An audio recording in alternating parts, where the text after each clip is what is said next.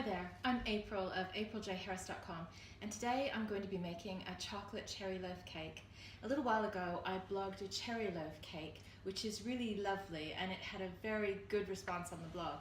And I was thinking about it, and I got to thinking about that lovely chocolate cherry combination. Now, it's not too difficult to introduce a bit of chocolate into a recipe, and so I had a bit of a go, and I've come up with a really lovely chocolate cherry loaf cake. So all you need is 1 1/4 cups of flour, and you're going to sift that together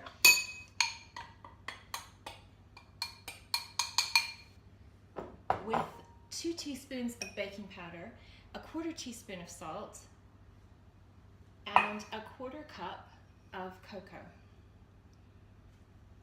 So you just sift that together into a bowl.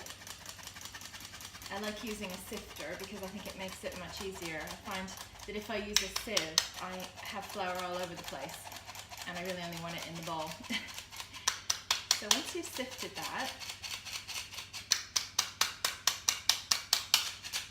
you just want to mix in 3/4 cup of white sugar. Granulated or caster sugar is absolutely fine.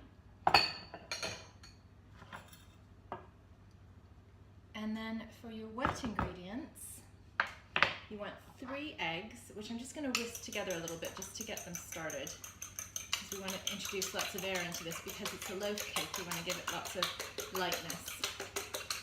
So we're going to mix the 3 eggs together with 1/2 cup of mild vegetable oil.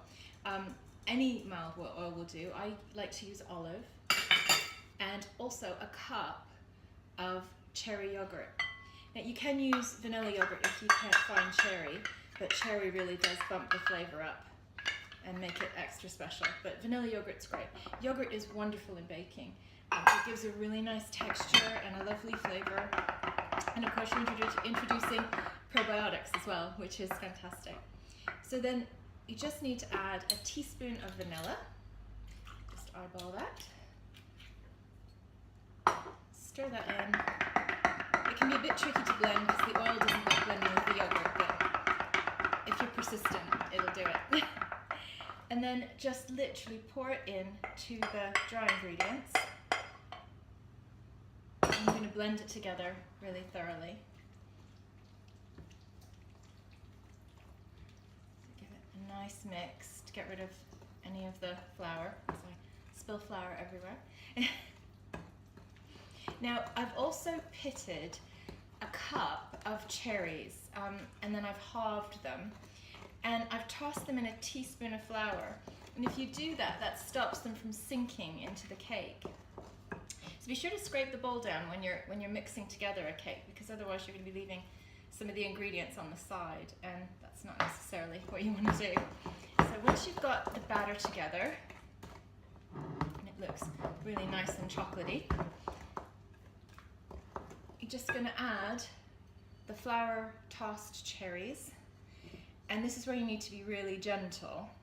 It's not quite as important as if you were making just a cherry cake, because then you would end up with red streaks, and with this being a darker batter, it's not quite such a big deal, but you don't want to break the cherries up at all. So just mix them in gently, and then you're going to put this into a greased loaf pan. So I just use butter to do the greasing. You could use oil if you prefer. And we just pour this in here. We're going to bake it in a 350-degree Fahrenheit oven. If you're working in Celsius, that's 175. I tend to go a little bit lower because I have a very fierce oven, so I do 165 Celsius. But that works. So you scrape all the batter in into the loaf pan and pop it in the oven. So once that's all in the loaf pan, you're going to pop it in the oven for 40 to 50 minutes. The cake is done when a skewer inserted in the center comes out clean. And then you can let it cool in the pan for about 20 minutes. Take it out, let it cool completely, and then you can glaze it if you like, or just sprinkle it with icing sugar or confectioner's sugar, or just slice and eat it as it is. It's that delicious. And here it is, the chocolate cherry loaf cake. I left it in the pan for about 20 minutes to cool before I took it out and left it to cool completely on a rack. Now that it's completely cool, you can either slice it and serve it as is, or you can glaze it if you like.